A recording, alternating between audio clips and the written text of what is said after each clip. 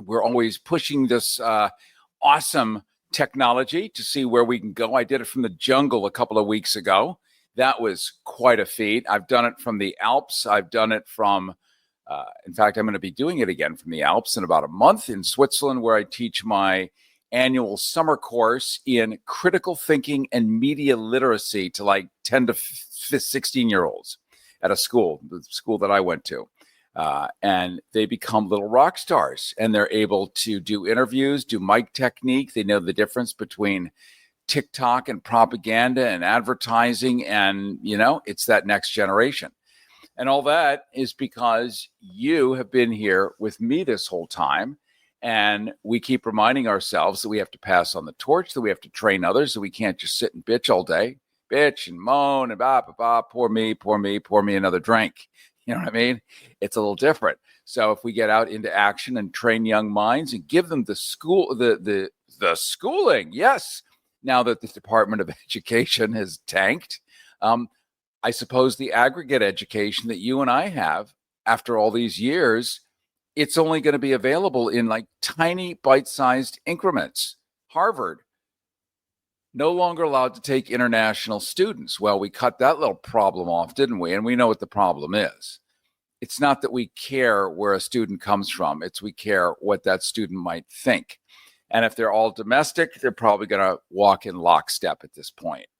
So whatever you and I know, it's our job to not only share it with the next generations, plural, but with each other.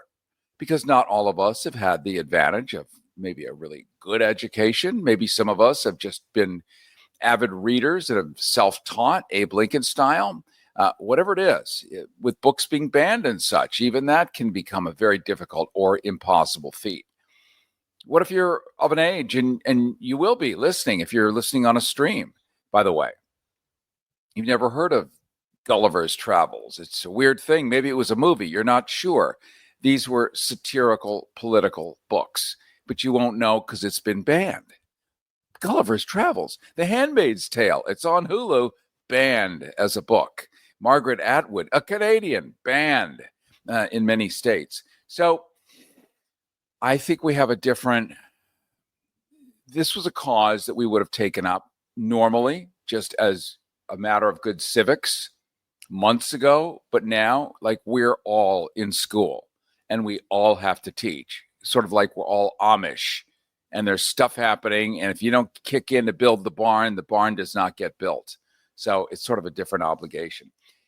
Well, let's talk today. We're going to open the phones because I love to hear your voice, your feedback. And I know how pent up and frustrated so many people are. And a lot of one-way signaling, you see stuff, you hear stuff, you feel stuff, you analyze stuff, you process stuff, and you need a way to get it out. So here we are again.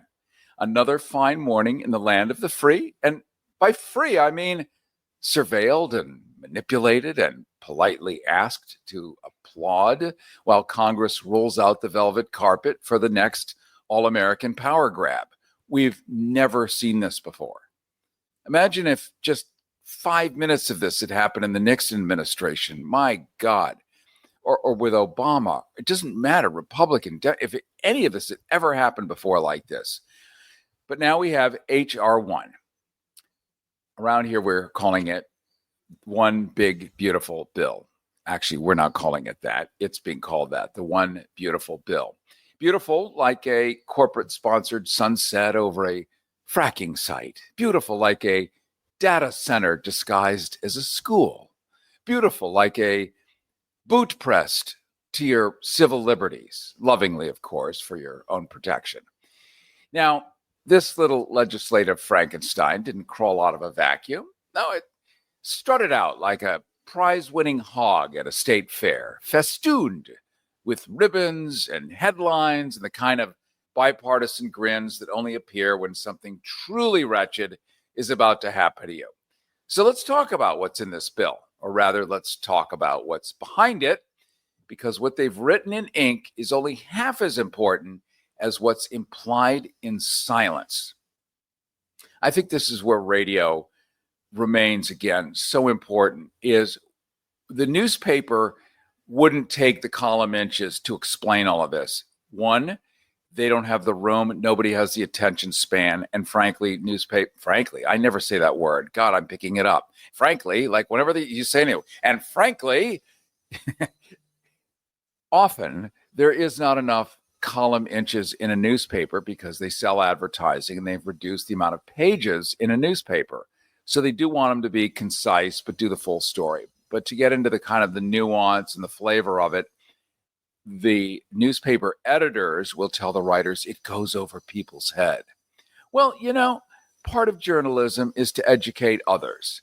It doesn't mean that you have a more acute skill set per se. It means that you might be able to have access to information that other people simply can't, just because they live in a rural area or whatever. But it is part of your job to educate and train and upgrade and uplift and provide greater eyesight, greater reach, greater distance, and greater intellection wherever possible. So that sort of went away a bunch of years ago when USA Today was born. Happy news for happy people with happy problems. And here we are today. So we're going to talk about what's in the bill a little bit. We're going to open up the phones and what's implied in the silence of the bill. HR 1 starts, like every good disaster, with reform. And that word reform gets thrown in like it still means anything, like a drunk whispering, "I've changed," to his ex-wife at 3 a.m. Some of you know that. Yep. This bill's reform, it's electoral, it's voting, it's campaign finance, transparency, all the buzzwords that get interns moist, and donors hard. But I don't want you to be fooled, because when they say expand access when it comes to voting and such, they mean expand control. They mean protect the machinery that pays their mortgages. You see, democracy ain't about casting a vote anymore. It's about being cast in a role, preferably one where you tweet a lot and believe very little. This bill sets up, and you know the one I'm talking about, this big, beautiful, big, gigantic, bloated, big juggernaut. It sets up national voting standards. Sure. And I speak to people who may or may not think that's a good idea, may not understand what those implications are. We spent many decades in this country getting rid of Jim Crow, getting rid of obstacles for people to vote. Remember, this country unusually does not have compulsory voting. You go to Australia, which you'd want to live there in 2 minutes, the quality of life, the beautiful, clean drinking water, the quality of education, of medicine. Other places do have compulsory voting. That includes Switzerland, that includes most of the Nordic countries where they really have it together. You have to vote. Here, you don't. And since you don't have to vote, you don't want people to vote. So you do everything you can to discourage, but then you bus in the ones you do want to vote. So there was an era before, it was during Jimmy Carter, it still was considered vulgar to have anyone in the pulpit start to talk politics. There was a clear understanding that church is over here, your spiritual life, political life, totally feet on the ground over here. And during the Reagan administration, they cut some deals and began to start bussing in tens of thousands of congregants who are all going to vote exactly the same way for exactly the same party. And, if you don't get most people to vote and the ones that do are all going to vote in a certain way, you're going to end up with a certain conclusion, period. And that's the plan. And it's not particularly illegal. What is illegal is stopping a particular person because of their class, because of their gender, because of their race. But that's been reversed now because you've gotten rid of DEI, literally erased it from the public consciousness, erased it from the laws. And so many of these laws protect diversity, inclusion, equity, this equality, whatever you want to call it, this notion of what America really looks like. And what does America really look like? Well, we've all watched the Super Bowl. A lot of us want to watch it. Some of us just watch it because other people are watching it. Either way, you've seen halftime. You saw halftime this year. Thousands of people in all the bleachers. I think I saw like 3 white faces. It was complete. That's what America looks like. It does not look like what you're told out of the White House. So it's all upside down and inverted. But if you don't know, you don't know. And as Donald Rumsfeld taught us, we don't know what we don't know. And boy, is that true. And the less we don't know, the more we don't know what we don't know. Okay, you got to wrap your head around that one. So this new bill that's passed the House, sets up national voting standards. It sounds peachy in a civics textbook, but in practice, it means centralized databases, algorithmic redistricting, and a beautiful little expansion of federal oversight into the last few corners where state autonomy still was able to squeak by. And we know that DOJ went in and took everything from your Social Security to your medical records, which you thought for years and have fought and go through pain in the ass paperwork to protect because of HIPAA, all gone. There is not a secret about anything, nothing about you. It's all sitting on a hard drive with a 19-year-old somewhere. And all of this is about controlling the population and how the votes will end up turning out. So that's just the prelude. God, I wish this were like light and fuzzy today. But I think it's important to analyze something that affects everybody's future, especially not just for the next 4 years. It may be way longer. It's not going to just go away. It doesn't sunset on its own. This Congress that already took pliers and snipped off one of its testes just snipped off the other one. So it literally gelded itself. And that's the core of this bill. And Congress, as you know, is the only protection in this three-level government, the only protection that the public has against an executive branch that's gone out of control. The Supreme Court is considered higher, more adult, more thoughtful. So really there's no safeguard against the Supreme Court. It's supposed to be the adults in the room. But Congress is supposed to be the police force, the ones with the wallet, the ones who make the decisions, the ones who make the laws, the one who set the taxes. And now all of that is coming out of one corner. And this bill helps that happen at the speed of light. So if you understand how it's going to work, you can at least work with it in some real way. So what's the real meat of this bill? Oh, let me introduce myself again. It's been a number of minutes. If you're just joining us, CARY Harrison with you.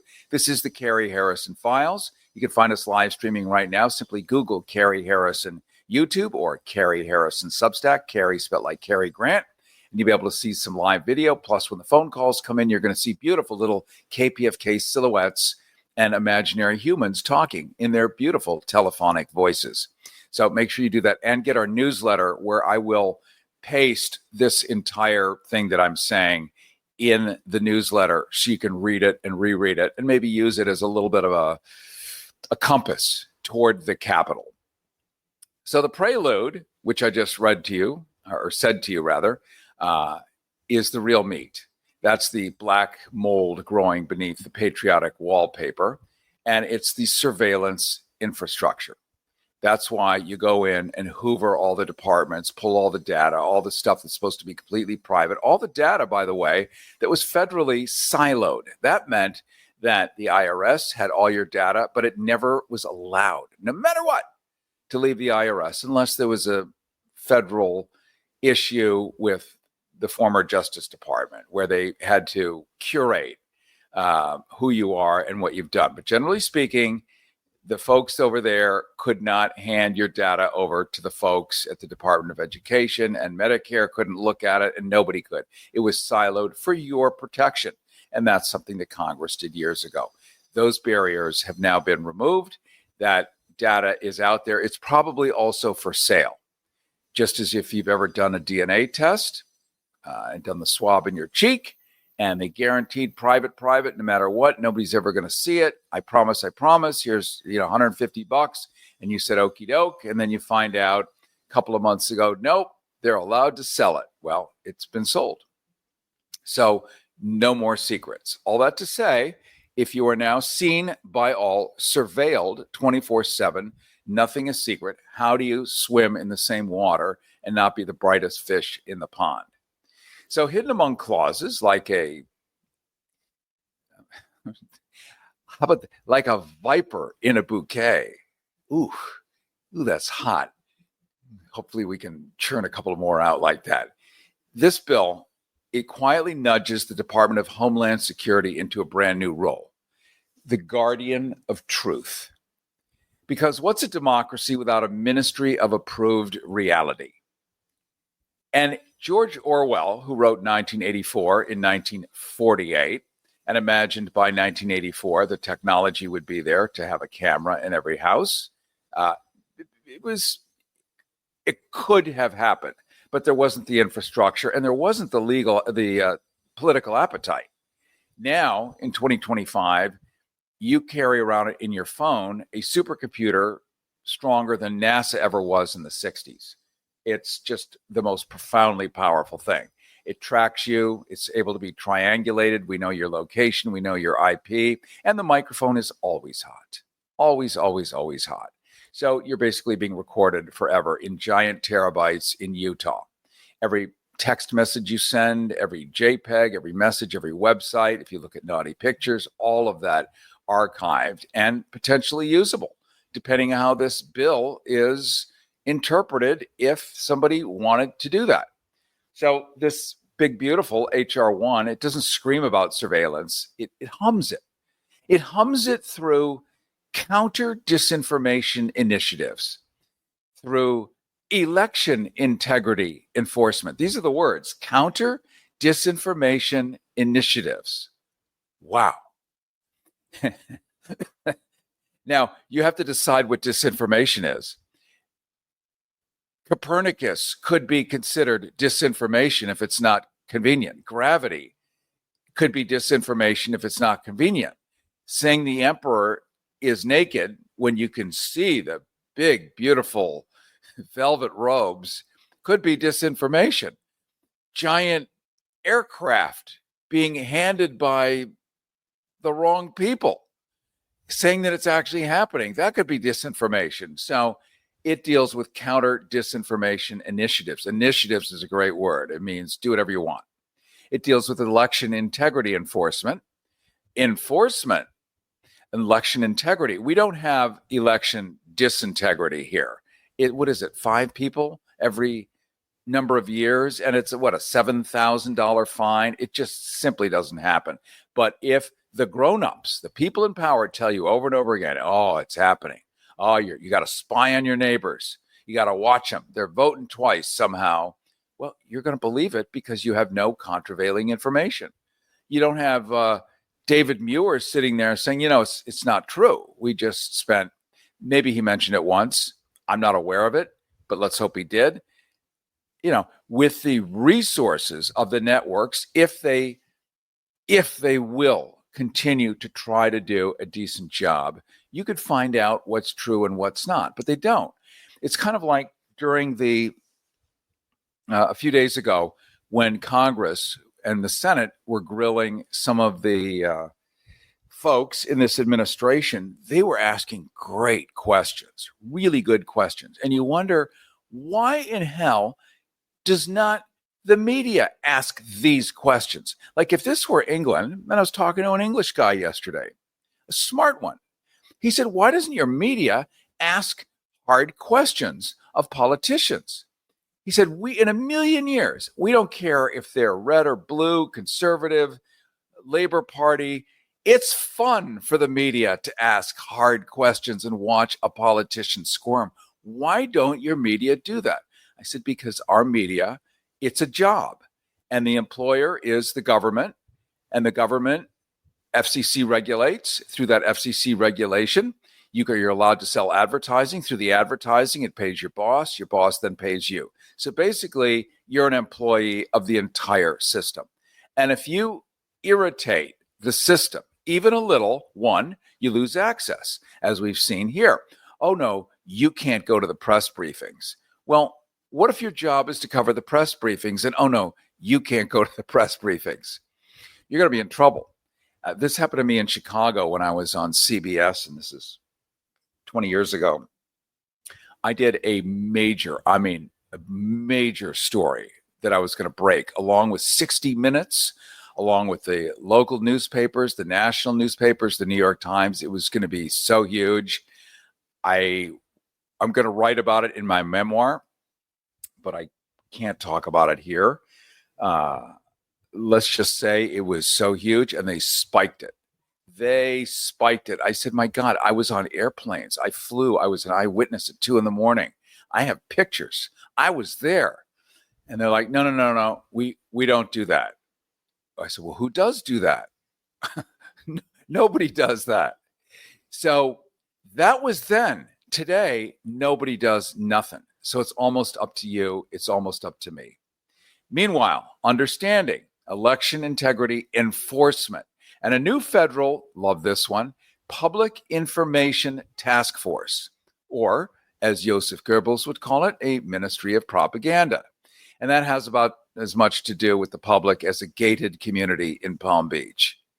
Don't you think? The Public Information Task Force. So these are new bureaucrats for a world hell-bent on doing everything it can to shrink the size of government to somehow save you money, because I know you're wringing your hands about the trillions in debt. Boy, has it ruined your day, and you can't eat. And I mean, what could be worse? So billionaires with chainsaws come in and carve up all your services and then tell you that we need to grow a giant new bureaucracy now with a public information task force and all other things. So these new bureaucrats, they're not tracking foreign propaganda, by the way. That's amateur hour. They're crawling your TikTok comments. So I want you to understand this. And if you're watching the live stream right now, if you're commenting on YouTube, which you can, just know when we say crawling, that means that they're exploring, but not like live people necessarily, AI. Because what does Mr. Musk, what is his whole thing? He is going to own all AI. The rest will go away. And all that AI has all your information. It's going to know everything about you, where you are, who you are. It's going to be able to crawl the internet and find out if you've been a good witch or a bad witch, if you've been a naughty boy or girl for Santa. So they're crawling your TikTok comments. They're going to be dissecting your late night Reddit rants, adding anyone with more than 3 brain cells and a working VPN to a monitoring queue for, I love this one, behavioral anomalies. My mother I wish she had been more elegant in referring to my behavioral anomalies, or at school. He has behavioral anomalies. Now, they were way more direct, but that allows anything, doesn't it? It's so non-specific that anything you do is an anomaly to whatever the standard is at the moment, because you're also not naming the standards. Translation, you thought the NSA was intrusive. Well, wait till you see what happens when Silicon Valley interns start deciding what qualifies as subversive sarcasm. Don't worry, the private sector's on board, tech oligarchs, ever the patriots, right? They've signed on as, quote, partners in truth. Oh, let's sit back and soak that one in for a second. Mark Zuckerberg, partner in truth. I can see the uniform, the Superman uniform being restitched. Now, this means more shadow bans, doesn't it, to you? More unpersoning, or whatever we now call it. But you're unpersoning. This is so Orwellian, isn't it? Even the language is Orwellian. Please reread 1984. It's worth the 2 or 3 days to reread it. Get it on a ebook if you have to. Listen to it as an audiobook. It doesn't really matter. It's the content that does matter. It means a lot more bots screaming fact check in your direct messages whenever you question whether Nancy Pelosi sleeps upside down in a climate-controlled sarcophagus. If they say no, that is subversive. So let's pause here for a sip of honesty, okay? This isn't a bill, it's a permission slip. It's a permission slip for power to dress up like protection. A permission slip for an elite that's already gorged on your privacy, gorged on your money, on your time to dig in just a bit deeper, all under the warm glow of national unity. But there's a cherry on top, the propaganda clause. Now, they're not calling it that, of course. They're calling it a civic engagement support, CES, civic engagement support, or media literacy funding. And I'm teaching media literacy in Europe to kids that actually want media literacy. But media literacy funding, where do you think that money goes and to what media ends up getting funded? Your money ends up funding what? Private media or tech. Aha! Follow the money, as Dickie Nixon's folks once taught us. In practice, it's state-funded narrative laundering. New grants to, quote, certified news outlets, educational subsidies for, quote, information resilience. Wow, information resilience. So what that means is if the information is icky because we don't like it, it's resilient. We can beat it with a hammer this way and that way and retool it, and it becomes new information because it's resilient. And my personal favorite, a pilot program to test curriculum alignment with federally approved civic values. All right, I'm going to read something off the YouTube that just came up right now, because you can write your comments on the live stream by Googling CARY Harrison YouTube or CARY Harrison Substack. It is from Valinda. She says, I've been very naughty, CARY, because all my commenting on YouTube videos are going to make going home to America possibly more difficult, so I'm not bringing my smartphone with me when I visit my family. Yeah, and David follows up with yet another YouTube comment. HR1 is tragic news, but the worst news is that no one else has liked this wonderful video on YouTube. I like you, David, and thank you for liking it. And yes, please like this wonderful video on YouTube. Get there, watch it. When you show up at your destination, you can switch over to your phone and continue to stream rather than having to turn off your physical radio on your dashboard or wherever. We're going to pause for a second here. When we return, I'm just going to finish up. We're going to open up the phones. CARY Harrison with you. This is the CARY Harrison Files. Listen while it's still legal. The CARY Harrison Files. CARYHarrison.com. Keep listening for an exciting offer from US Med. If you're living with diabetes and using insulin, you know the pain and inconvenience of pricking your fingers over and over again. By wearing a small remote device called a continuous glucose monitor, or CGM, you can reduce the pain of pricking your fingers right away. If you're testing your blood sugar 4 or more times per day, injecting insulin 3 or more times per day, or using an insulin pump, call today and learn about the latest CGM technology. 800-456-6792. 800-456-6792. We'll tell you all you need to know about CGMs. A CGM can immediately reduce pain. It's accurate, easy to use, and helps you make better diabetes treatment decisions. And with insurance, you can get a new CGM at little or no out-of-pocket cost. Call now to learn more. 800-456-6792. 800-456-6792. Plus, get free shipping and we'll bill your insurance company for you. CGMs are the newest in diabetic technology. They can help you stay in range and manage your diabetes better. Call now to receive your new continuous glucose monitor at little or no out-of-pocket cost, and delivery is free.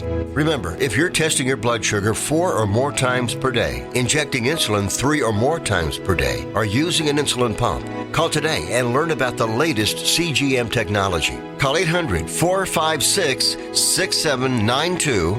800-456-6792. 800-456-6792. Copays and deductibles may apply. 800-456-6792. That's 800-456-6792. Sponsored by U.S. Medical Supply. We're going to open up the phones at 818-985-KPFK, 818-985-5735. Your feedback, your thoughts on this, 818-985-KPFK. Those are your Harrison hotlines, 818-985-5735. And we're really exploring, or I guess I'm asking you, have you ever noticed how authoritarianism never shows up in jackboots anymore? This is not Berlin of 1938, Kristallnacht. It shows up in human resources lingo, HR lingo. It calls itself resilience and safety. Again, George Orwell, Aldous Huxley. Resilience, safety, equity. Changing the letters out from DEI, diversity, inclusion, equity, to resilience, safety, and equity. And it always is claiming to protect the children from misinformation. Because by God, those children are out there just, every one that I know is just sitting there reading books all day. They're not on social media. They don't have phones. They never watch TV. They're just reading, Plato's dialogues because they're 10. That's what 10-year-olds do. So we have to protect them. We have to protect them from untruths, from the crime of thinking outside the bounds of whatever the ruling party defines as common sense this week. Now, all of this would be hilarious if it weren't also a rotting gallows of consequence. Because let's not pretend that this bill came out of nowhere. It didn't. It came from a polarized, paranoid, post-truth petri dish. That's a quadruple alliteration. What did I say? Polarized, paranoid, post-truth petri dish of a country that can't tell the difference between dissent and sedition. And it's no accident that it passed in an election year. You think that's a coincidence? This is the year where every candidate's promising you salvation, while laying the groundwork to criminalize your skepticism. The right wing screaming about voter fraud, the left wing screaming about voter suppression, and both wings belong to the same bird, that ancient buzzard of American empire that unfortunately can't really fly anymore, but it sure as hell can peck. So where does this all land? We all ask, what's the end game? Well, power without recourse, narrative without debate, control without the courtesy of consent. And you get a voter ID card, a curated feed, and a civic score that says you're a good citizen. Unless you're not. So let's be clear. This isn't about doom. It's about attention, because HR 1 is beautiful. It's only in the same way that a glacier is beautiful right before it crushes your village. And if democracy is dying, it's not dying in darkness. It's dying under fluorescent lights. Live streamed, hashtagged, and brought to you by Pfizer. Sorry, I just fall into sarcasm. I'm like 10 years old also. If I could play fart noises for an hour and get away with it, I would. If I could watch the Three Stooges all day, I would, but I can't. So thank you for being forgiving for me falling off the rails a little bit. So this bill is sitting in the Senate. The grandees are haggling over amendments. They're pretending they're debating principle. But make no mistake, it's going to pass. And when it does, they're going to slap each other in the back and call it historic. And they'll be right. So Congress so far has cut off one of their own testes, and they're going to snip off the other one. Because one of the things this bill does is it completely makes it illegal for Congress to have oversight over the executive branch anymore, which is in the Constitution. It's a demand. It's codified. It is not debatable. This takes that away. Unfortunately, every empire eventually legislates its own decline. This is what Khrushchev said, didn't he? That the United States will suffer not from outside forces, but from within. And maybe we're seeing this. This is ours in cursive. So what do? Well, you watch, you read, you write, you resist the narrative quietly, maybe cleverly? Absolutely. You remember that truth isn't a department, it's a habit. Yes, it's a habit, not a department. It's like, do you believe in gravity? Do you believe in Sir Isaac Newton? If you drop an apple, is it going to hit the ground 100% of the time? Yep, 100%. Unless the wind blows it, it's still going to hit the ground. So the principle still applies. But logic and common sense and all of that are not a department. It can be taught by a department. The Department of Education might teach gravity, but it can also unteach gravity. And that's sort of the point. So what you know is true. And maybe we light a match under our senator's inbox and remind him, it used to be him and her, remind him that you're still breathing, you're still voting, you're still capable of a deeply inconvenient opinion. Because HR 1 might be beautiful, but freedom, even when bruised and bleeding, is always a little bit ugly. And that's what makes it worth fighting for. So there it is. The one big beautiful bill in all its airbrush tyranny passed through Congress like a burrito through a goose. Slick with patriotic dressing and laced with enough bureaucratic jalapeno to keep your civil liberties in a medically induced coma. And now? Well, now it's your turn. Because while they may not listen to you, they're damn well tracking you. So you may as well make some noise worth monitoring. I want you to call in 818-985-5735, 818-985-KPFK, 818-985-KPFK. Those are your Harrison hotlines. Not because I think they're going to pick up with trembling hands and thank you for saving the Republic, but because silence is the one thing this machine loves. It feeds on apathy. It metabolizes your indifference. Every time you shrug and scroll, it grows another tooth. You've got opinions. God help us all. You've got opinions. I've got opinions. And now's the time to invoice them. Call your representative. Email your senator. They have to look at this stuff still. Leave a voicemail so raw it should come with a Surgeon General's warning. Maybe the old Surgeon General. Not because it's going to flip the vote, but because they need to know you know what they've done. And because every empire worth its salt has fallen to a mob that got tired of being ignored. 818-985-5735, 818-985-KPFK. And Will, who is our wonderful board op at KPFK, if when people do call in, if you could put them in the chat area of our StreamYard software, that would be great. And that way I'll know who they are and what line they're on and all that other good stuff. So I'm not asking you to save democracy. That ship's been bartering spare parts with oligarchs for decades. We all know it. We've all followed it. We're all aware of it. But I'm asking you to maybe haunt it a little bit, to make sure that somewhere in some marble hallway, a staffer has to transcribe your message into the permanent record and realize that not everyone has drunk the Kool-Aid. You see, this is your republic too, whether you trust it or not. It's the republic of the MAGA people too. They don't trust it, but it's theirs too. We're all supposed to share it, but not one side is allowed to steal it from the other. That's the beauty of our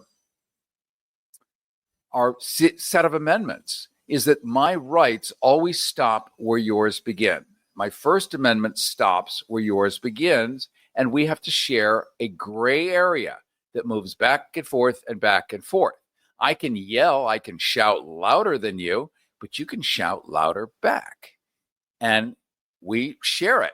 And somebody's going to get tired at some point, but I can't just turn yours off and leave mine on. That part is forbidden. So it's a well-reasoned idea. Thank you, everyone. I very much appreciate it. Don't forget to get our newsletter at CARYHARRISON.com. I'll make a transcript of this entire thing, use it as crib notes, share it, do whatever you want. I am so honored to be with you, and I look forward to seeing you. Cary Harrison with you. Are you ready to trade the ordinary for the extraordinary?